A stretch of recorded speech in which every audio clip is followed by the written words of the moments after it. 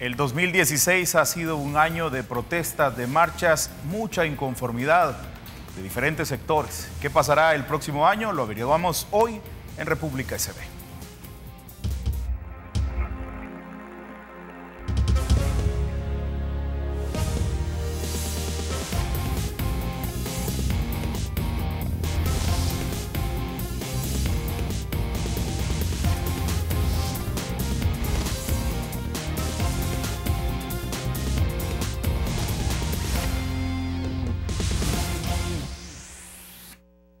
Muy buenos días, amigos televidentes. Carlos Toledo esta mañana está indispuesto de salud, pero para un servidor, Samuel Barraza, será un gusto poder acompañarles. Muchísimas gracias por estar en sintonía de Canal 33 y de su espacio de opinión República SB.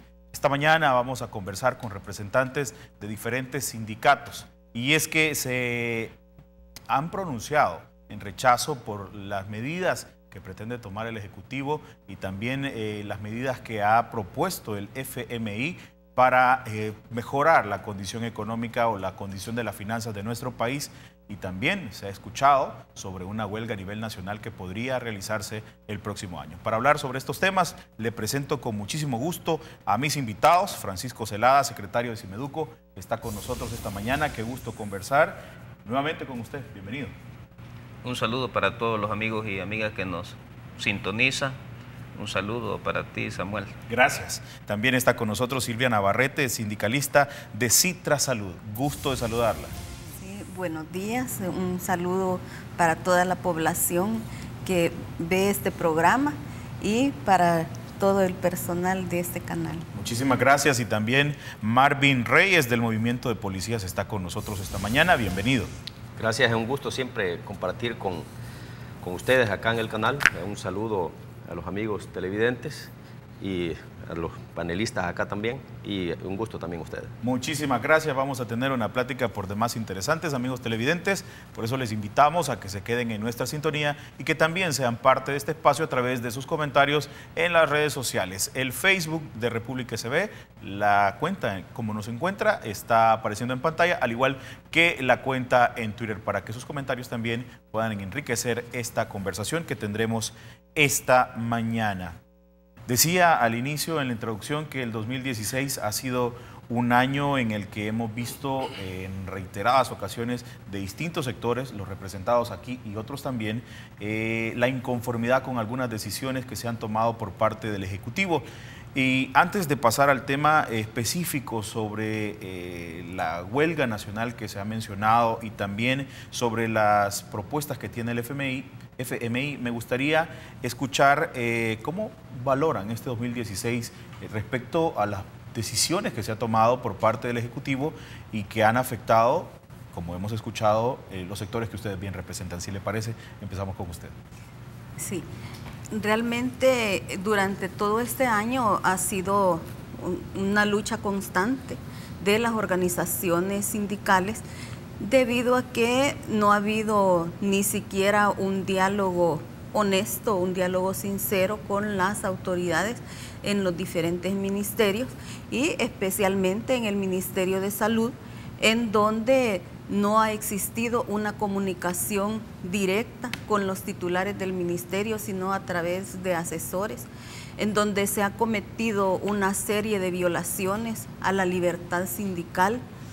Y bueno, el problema más grande que se ha venido a dar es precisamente la violación a la ley del escalafón por parte de la señora ministra de Salud, que ha sido un problema bastante serio y que ha ocasionado pues el descontento de todos los trabajadores y trabajadoras de salud, así como también el problema que se ha dado pues a lo largo del año en cuanto al desabastecimiento de medicamentos e insumos hospitalarios, falta de equipo, falta de personal en las áreas donde se necesitan, lo cual pues trae una sobrecarga laboral para todos los trabajadores y trabajadoras de salud, problemas a los que por parte de los titulares no se les ha dado ninguna atención. En algunos momentos han existido como algunos como intentos más bien para montar algunas mesas de negociación o de diálogo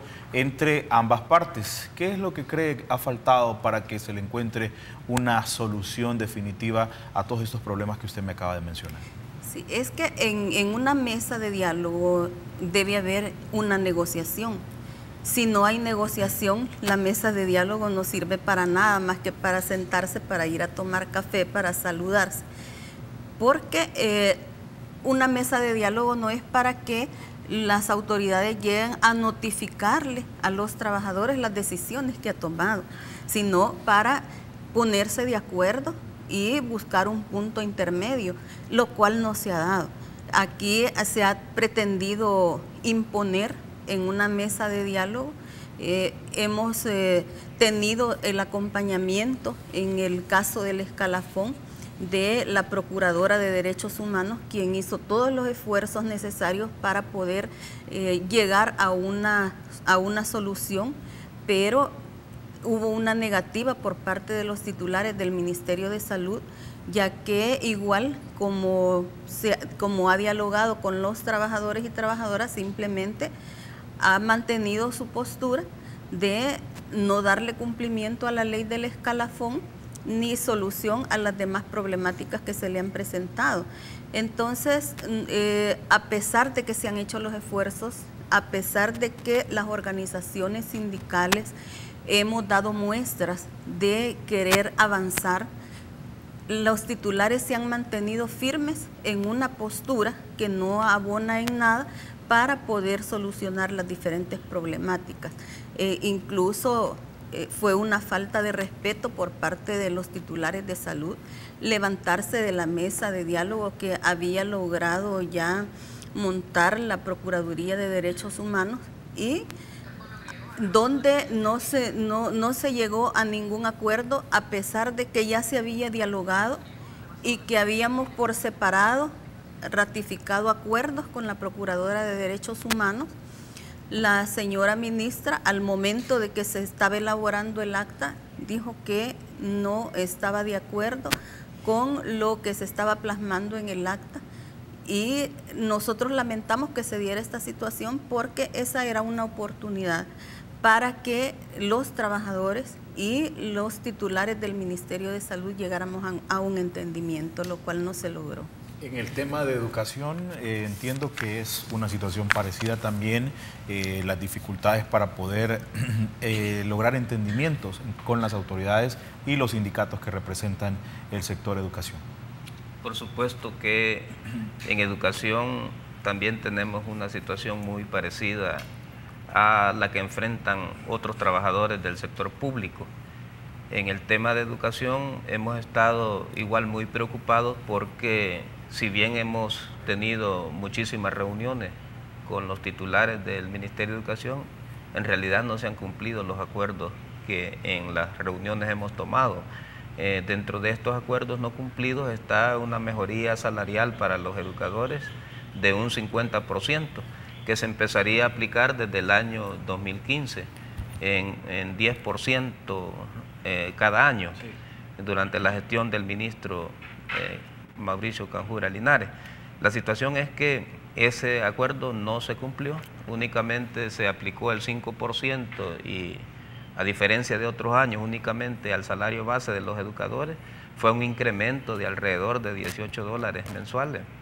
Es digamos, un incremento que no satisface para nada las necesidades económicas de los educadores. Pero luego tenemos otros acuerdos que tampoco se han cumplido, otros que se han cumplido a medias, otros que todavía están, digamos, engavetados, y todo eso pues es muy preocupante porque se trata de que todos aquellos acuerdos que se logran en las mesas de diálogo en favor de los trabajadores no reciben el visto bueno del partido gobernante, y es allí donde nosotros encontramos que hay resistencia. Por ejemplo, del incremento salarial que yo le comentaba, sí. Llegó una notificación de Casa Presidencial para que el ministro de Educación no negociara incrementos de salarios con los educadores. El argumento era que si a los educadores nos otorgaban un aumento salarial, todos los demás empleados públicos solicitarían aumento salarial, lo cual para nosotros no es una justificación válida, en el sentido que no se nos explicó si el Estado no tenía recursos para cumplir ese compromiso, esa oferta salarial que nos hizo el ministro, y así muchos otros problemas. Por ejemplo, a estas alturas todavía no se ha aprobado el decreto para los educadores que se acogieron al retiro. Todavía no se ha aprobado. Los educadores, digamos, en este proceso todavía no saben si en enero van a regresar a los centros educativos o simplemente no van a regresar porque no se sabe nada si el decreto va a ser aprobado o no. La situación es complicada porque la característica del gobierno es mantener en zozobra al magisterio salvadoreño. Otros problemas que estamos enfrentando son los recortes a los presupuestos escolares. Desde el año 2015 tuvimos un recorte significativo los centros educativos rurales, el 40% del presupuesto. Pero referente a este retiro al que se podrían acoger algunos maestros, solo aclárenos algo, ¿debería ser un decreto ejecutivo o legislativo? Bueno, es un decreto legislativo, okay. Pero la situación es que no también lo tendremos porque los diputados ya se fueron de vacaciones. Exactamente, pero en enero podría llamarse a una asamblea de emergencia, sí, a una sesión plenaria de emergencia para aprobar estos decretos que son sensibles para los educadores. Este es un decreto, pero hay otro de retiro por enfermedades terminales e incapacitantes, que también en este decreto se debieron acoger todos aquellos maestros que tienen enfermedades crónicas, como cáncer, insuficiencia renal y muchas otras. Sin embargo, es otro decreto que está pendiente de aprobarse. Entonces, todo esto nos dice a nosotros, nos envía un mensaje claro que el gobierno central tiene una profunda displicencia con el sistema educativo público. El sector de seguridad también ha atravesado una situación similar, ¿no es así, Marvin? Bueno, en el caso de nosotros, como gremio policial, este año lo iniciamos con una marcha histórica, el 27 de enero, con una marcha gigantesca que llegó a Casa Presidencial, ¿ya?, para llegar y presentar un documento para lograr beneficios para la clase trabajadora policial. Resultado de esto, nosotros no hemos obtenido absolutamente nada.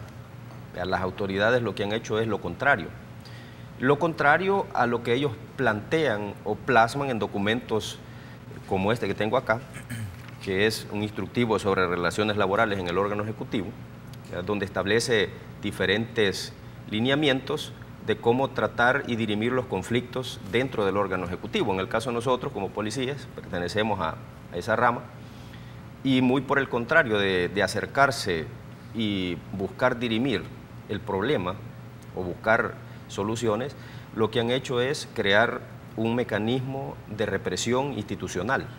En el caso de nosotros fuimos suspendidos, ¿ya?, los dirigentes del movimiento de trabajadores de la policía, fuimos suspendidos, no les importó absolutamente nada que entre los suspendidos había una compañera o hay una compañera con 2 hijos, madre soltera, un compañero que tiene una enfermedad degenerativa, que él recibe aproximadamente $600 en medicamentos mensuales, lo dejaron sin trabajo. Dejaron también sin trabajo 3 meses a un compañero administrativo de 71 años de edad que no puede jubilarse porque no tiene el tiempo. Entonces lo que vemos nosotros es una disposición negativa de parte de las autoridades, en este caso de la policía, de querer resolver los conflictos internos, a tal grado de que no les interesa si matan o no policías. Ahí lo hemos visto nosotros, en lo que va del año, 44 policías asesinados, alrededor de 50 familiares de policías. ¿Y qué han hecho? Absolutamente nada. No han hecho absolutamente nada, ningún programa que vaya en beneficio de estas familias que han quedado en total abandono, ¿verdad? Hay compañeros que fallecieron y quedó la esposa con los hijos, y en este momento no tienen absolutamente nada. Nosotros promovemos a través de la organización ayudas a estas gentes, ¿verdad?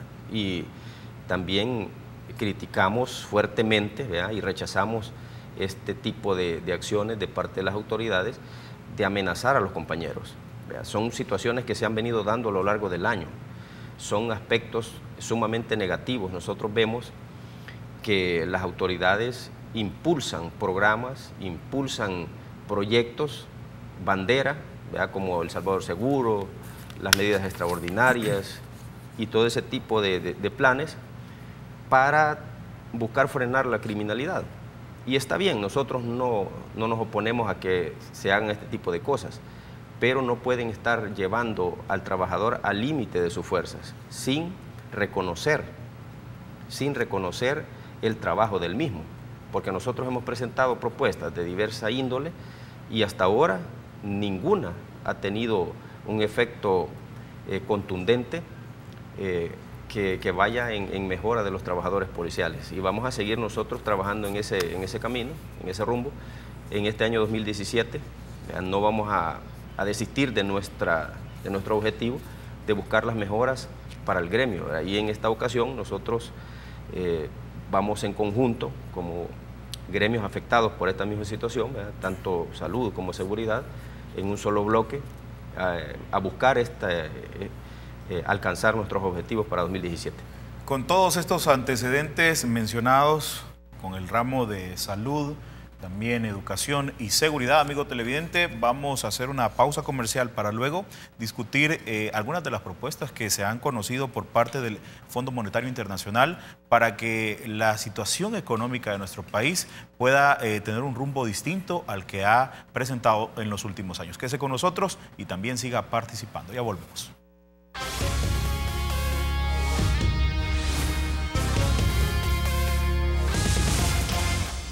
Muchas gracias, amigos, por continuar en nuestra sintonía. Hablábamos un poco sobre algunas de las peticiones, exigencias que han hecho desde diferentes sectores a lo largo de este año y quizá años atrás también, referente a mejoras en el sistema de salud, en el sistema de educación y también para aquellos que garantizan la seguridad de nuestro país.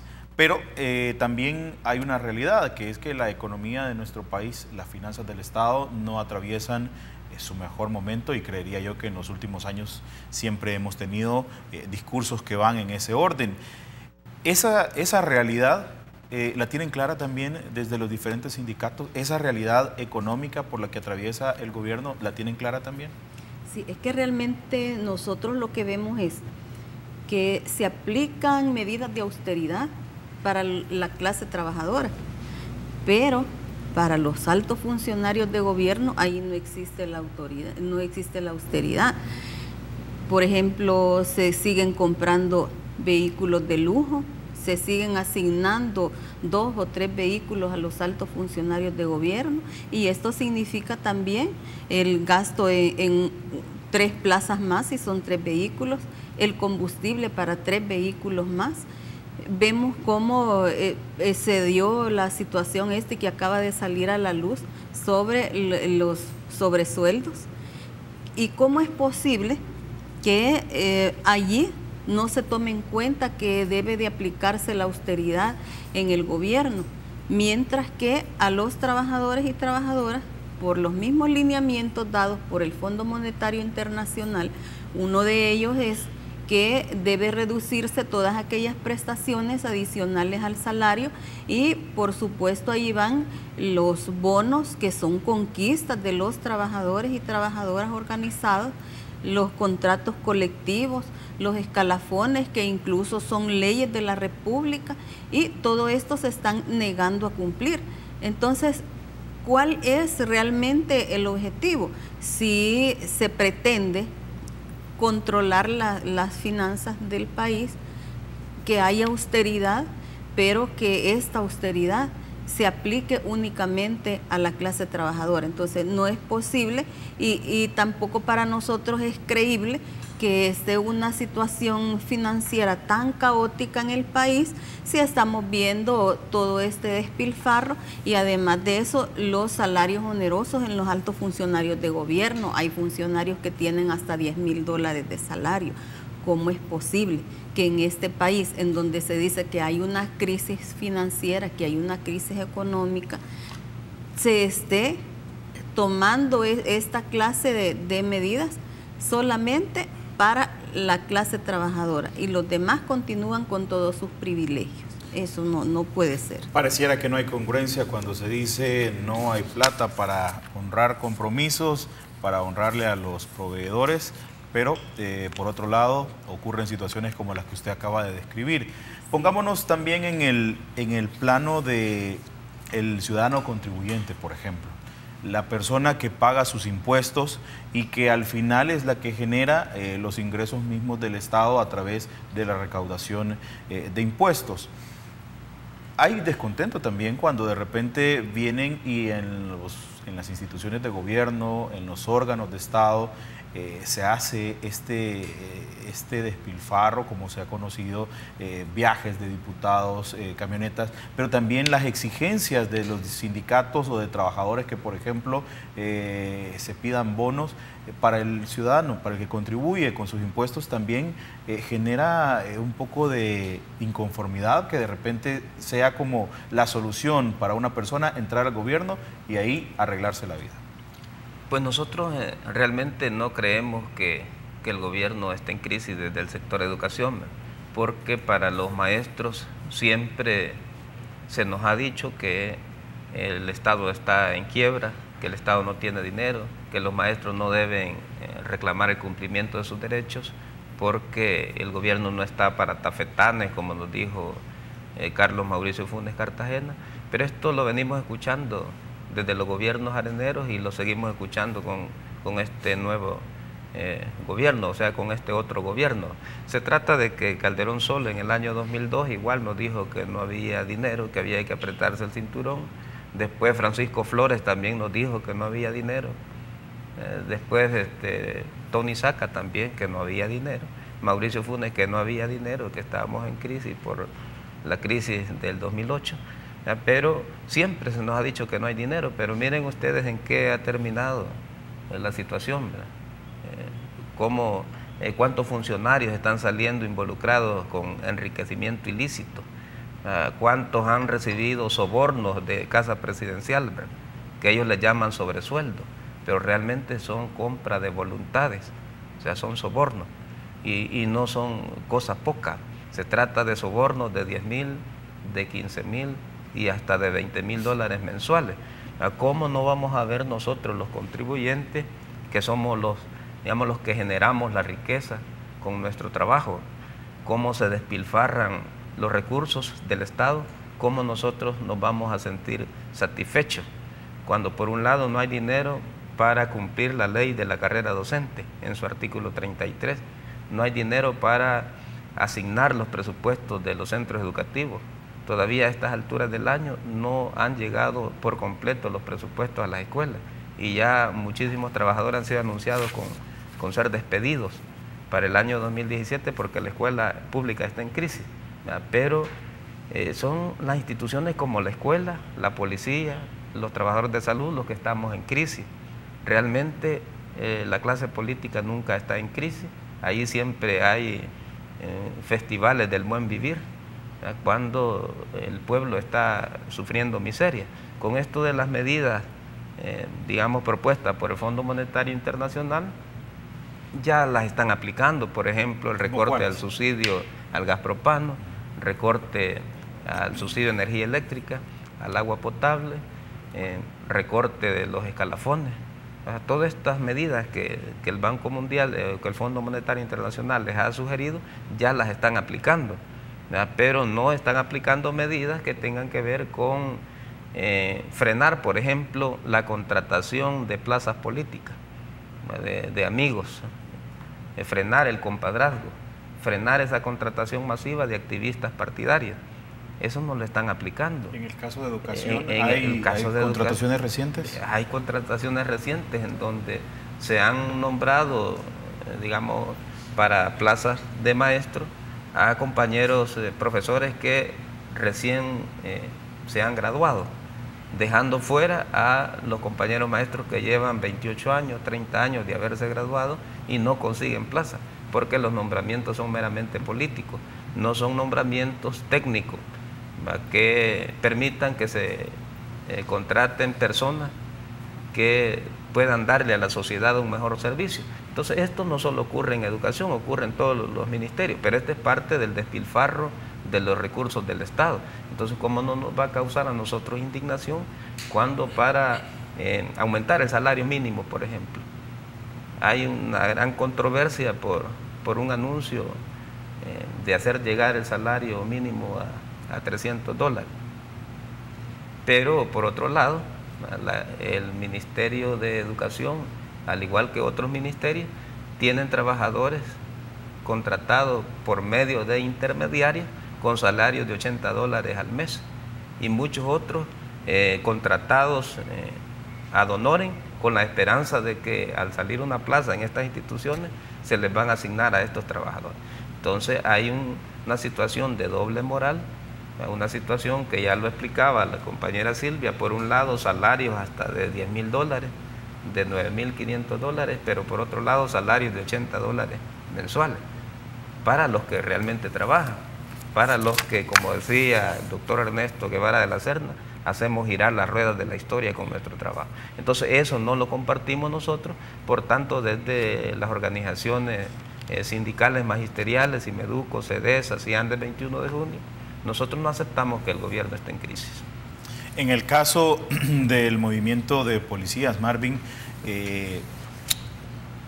estaba en discusión recientemente y también a solicitud del ministro de Justicia y Seguridad Pública la aprobación de un préstamo que pretendía, o con el que se pretende más bien, mejorar las condiciones de la Policía Nacional Civil. ¿Estas medidas serán suficientes? ¿Será un nuevo préstamo el que podría al final traducirse en las mejoras que ustedes o por las que ustedes han estado luchando todo este año? Nosotros dudamos de esa intención, porque anteriormente hubo una discusión bastante fuerte por $152 millones en bonos para la seguridad, pero de esos 152 millones no hemos visto absolutamente nada. Otros 100 millones que hubieron también de un préstamo del BCIE, tampoco se ha visto nada. Ahora tenemos estos otros 100 millones que están en puja, ¿verdad?, porque se aprueben, pero no vemos tampoco que vayan destinados en ninguna de sus partes a mejorar la condición humana del policía, porque antes de ser policía, antes de vestir el uniforme, los trabajadores son seres humanos, y eso es lo que menos ven. Aquí solo se enfocan, vamos a hacer mejores instalaciones, vamos a comprar el mejor vehículo, el mejor uniforme, las mejores botas, las mejores armas, pero la persona que va a utilizar todos esos recursos es la que menos piensan, es el último al que le van a dar algo, y eso es lo que nosotros criticamos con esta gran cantidad de millones que se le están otorgando a los titulares de seguridad, aparte también de que ya hay un impuesto, ¿verdad?, que es la ley del CES, la contribución, exactamente, la contribución especial para la seguridad y convivencia, la cual recauda alrededor de 11 millones mensuales, y solo se están utilizando 9.7 millones cada 3 meses en pagar un bono modesto a los policías, al personal del ejército y a los compañeros de centros penales, dejando fuera a todo el personal administrativo de la policía, a quien lo tienen olvidado y lo tienen relegado ahí, que no tiene ningún beneficio. Y dentro de esa situación, nosotros hemos solicitado que el escalafón administrativo sea establecido, porque los compañeros administrativos, ellos no tienen escalafón. Ellos les han venido dando mentiras desde el año 2009, que les van a aprobar este escalafón.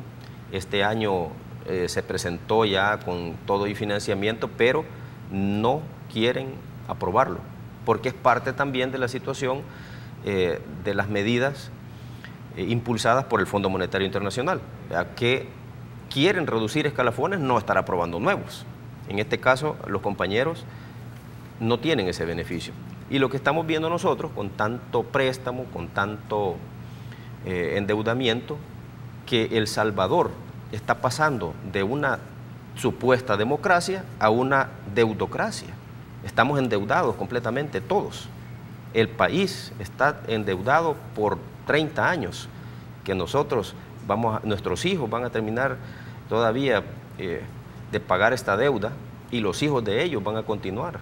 Entonces vemos nosotros que estas medidas de endeudamiento, en el caso de la Policía Nacional Civil, no van en mejora de los trabajadores policiales. Simplemente aquí se aplica aquel dicho que dice, aunque la jaula sea de oro, sigue siendo jaula. Igual las unidades policiales van a ser las más modernas, pero el policía va a seguir con salarios de hambre en el país más violento del mundo. Nos vamos a quedar con esta idea, amigo televidente, quédese con nosotros, luego regresamos con más de República SB.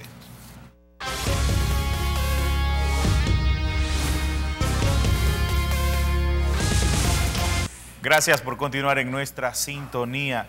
Hay temas, por ejemplo, el escalafón del sector salud que todavía no está definido, no hay presupuesto para el próximo año. Sin embargo, ya hemos escuchado posturas como el de la ministra o la postura de la ministra de Salud de decir que no hay dinero para pagar el escalafón y que se pretendía incluir 10 millones de dólares, me parece, para beneficiar a aquellos que tuvieran un sueldo menor a los 1.500 dólares, que es un tema pendiente y que se va a definir cuando se apruebe el presupuesto. Pero todas estas situaciones de las que hemos conversado anteriormente han hecho que los gremios se unan y pretendan hacer un frente común a estos problemas de los que ustedes han expresado esta mañana. Y también escuchábamos una palabra que suena y también genera mucha expectación, una huelga nacional, y de eso me gustaría que me conversara. ¿En qué punto se encuentra ya la situación de ustedes para ya hablar de una huelga nacional? Por favor. Sí, así es.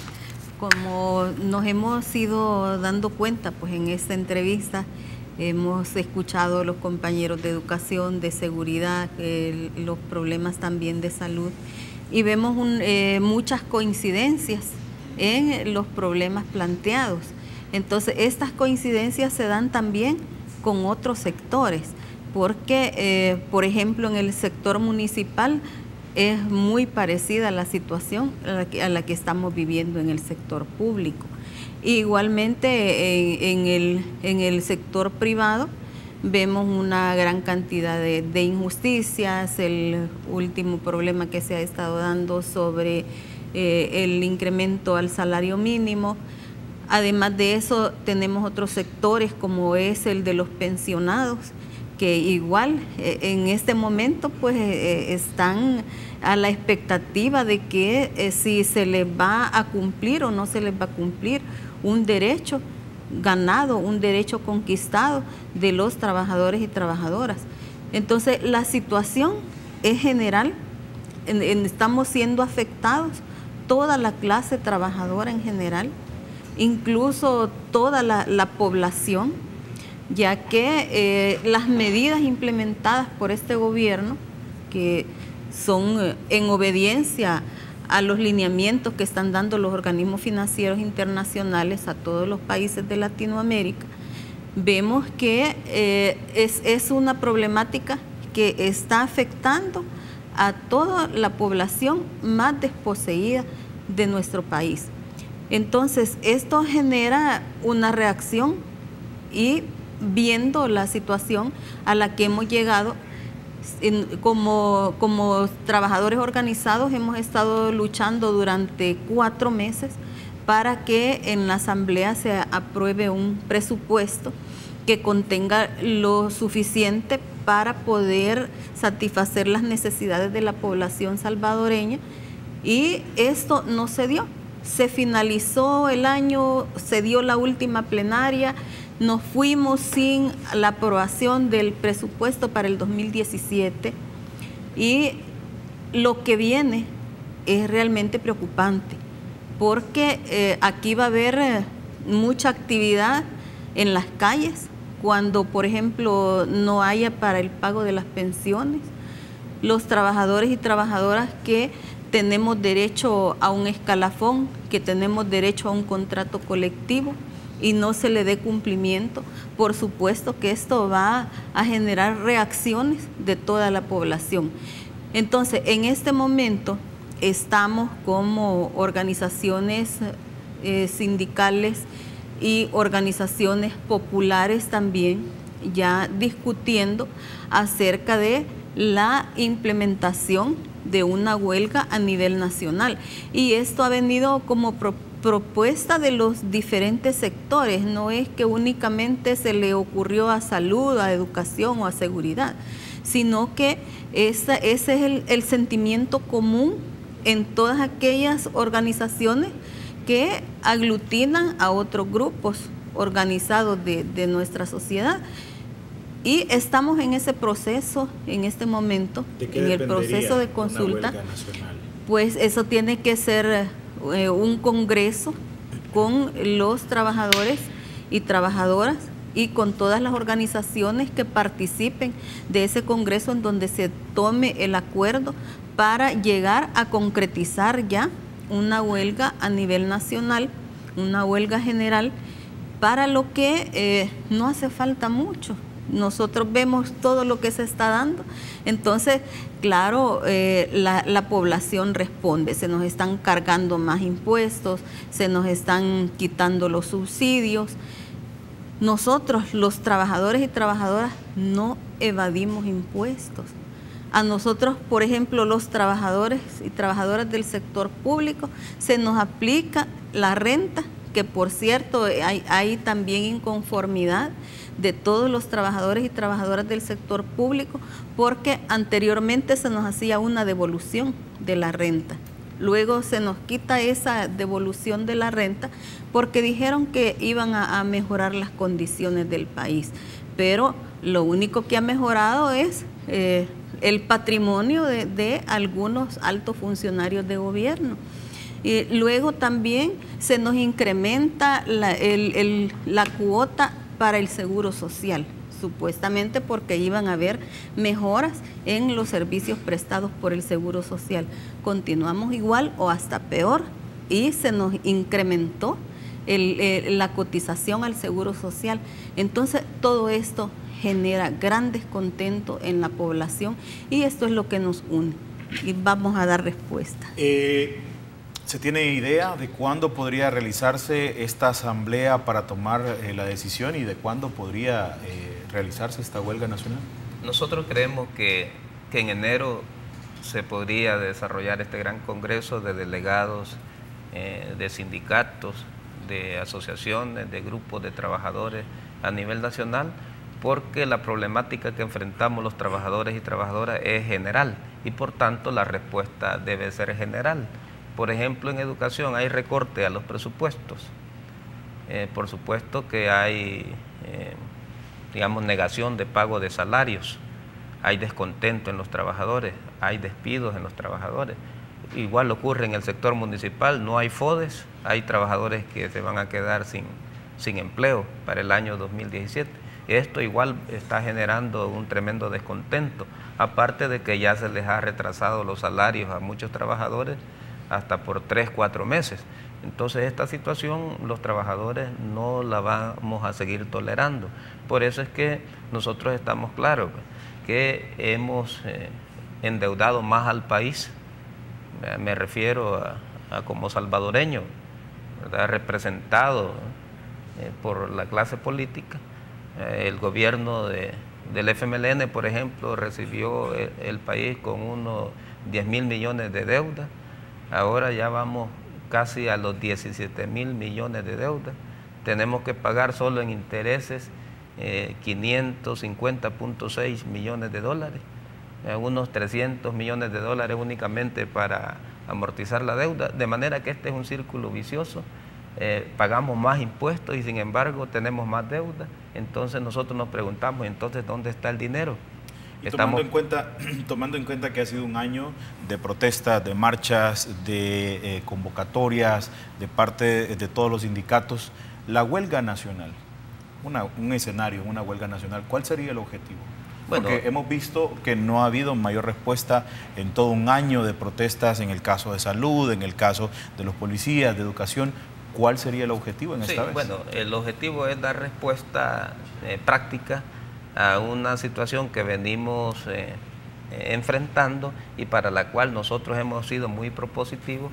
Por ejemplo, en el caso de educación tenemos un documento que se llama Plan El Salvador Educado, que requiere una inversión de 12.500 millones de dólares, pero el presupuesto para 2017 que se ha presentado en la Asamblea Legislativa, en lugar de ir aumentado en 1.200 millones de dólares cada año, ¿verdad? Entonces para el año 2017 ya se necesitaba una inversión adicional de 1.200 millones de dólares, viene recortado a 941.9 millones de dólares, cuando en el 2016 hemos tenido un presupuesto de 942.2 millones de dólares. Entonces, al ver que nuestras propuestas en los diferentes espacios de participación sindical no han tenido efecto, lo único que nos queda es organizar y ejecutar la huelga general.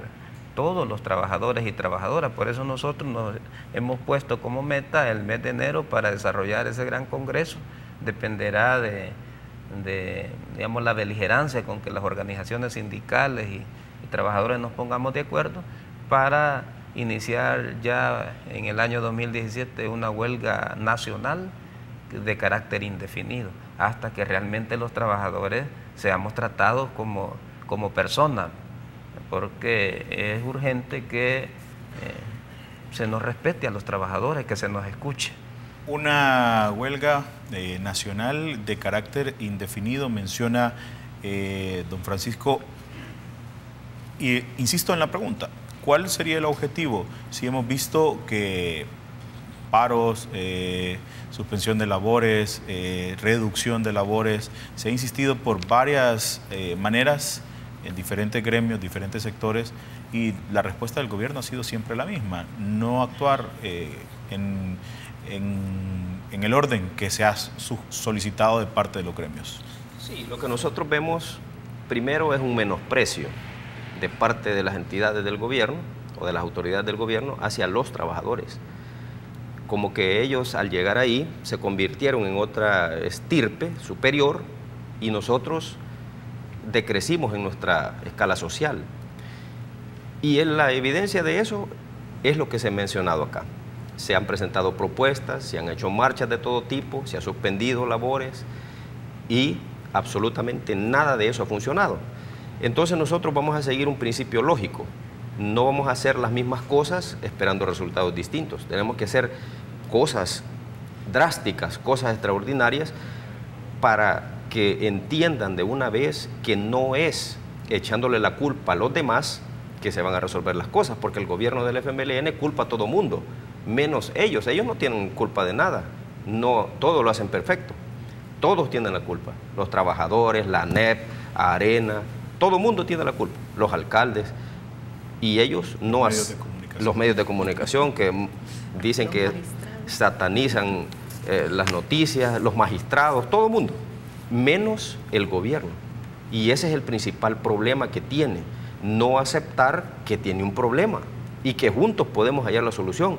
Y tenemos que llegar al estallido social que ya está a las puertas, ¿verdad?, para que entiendan de una vez que debemos sentarnos todos los sectores, porque aquí no esperemos a que el barco se vaya hundiendo para intentar reparar el hoyo que tiene. Reparémoslo antes. Este estallido social del que usted menciona, si le podemos poner un aditivo más, el año que viene es preelectoral. Exacto. En el que también esto puede incidir de otra manera con las acciones que ustedes pretenden tomar. Exactamente, y lo que nosotros vemos es, el año preelectoral se van a volcar las diferentes fracciones políticas a querer convencer a la gente de un escenario imposible. O sea, aquí es que ya no estén jugando con la gente, que no le estén ofreciendo la varita mágica de Harry Potter porque no existe, ¿verdad? Es mentira, que se planten en la realidad y veamos qué es lo que tenemos en el país. No podemos gastar más de lo que producimos. Si lo que necesitamos es que El Salvador se vuelva productivo, que salgamos todos a flote, pero lo que estamos viendo es la industria semiparalizada, el agro deprimido, la gente no produce ya nada, ¿verdad? El comercio igual, o sea, todo se está reduciendo en niveles alarmantes y no vemos reacción de parte del gobierno, más que impulsar hacia la clase trabajadora toda la represión y no escuchar qué es lo que tenemos nosotros que decir. Vamos a quedarnos pendientes de las acciones y de las decisiones que se tomen el próximo año y, por supuesto, de lo que puede pasar referente a las finanzas de nuestro país. Quiero agradecerle por venir esta mañana a cada uno de ustedes y también compartir con la audiencia del Canal 33. Muchísimas gracias por acompañarnos. Sí, agradecerles a ustedes también este espacio, porque eso nos da la oportunidad de comunicarnos masivamente con la población salvadoreña para que tengamos una idea más clara, porque muchas veces no nos queremos dar cuenta de la realidad. Entonces este espacio, pues gracias a ustedes lo tenemos como trabajadores y trabajadoras y que podemos aprovecharlo como población. Gracias a usted también, don Francisco, por acompañarnos. Gracias por la invitación, Samuel. Un saludo para todos los salvadoreños nuevamente y para la clase trabajadora, pedirle que esté pendiente porque luego le va a llegar la convocatoria para esta gran huelga general. Marvin, gracias también. No, gracias a ti y gracias también a todos los que nos sintonizan. Un saludo muy especial a todos los policías a nivel nacional. No se dejen intimidar, levanten la cabeza, levanten la cara como hombres libres y al pueblo salvadoreño, unámonos todos, podemos construir un mejor país. Gracias a los tres. Amigos televidentes, a ustedes también muchísimas gracias por habernos acompañado. El próximo lunes Carlos Toledo ya estará de regreso con todos ustedes, acompañándoles en la entrevista República SB. Desde ya también, para todos ustedes, una excelente celebración y una feliz Navidad. Muchísimas gracias por acompañarse de Canal 33. Buenos días para todos.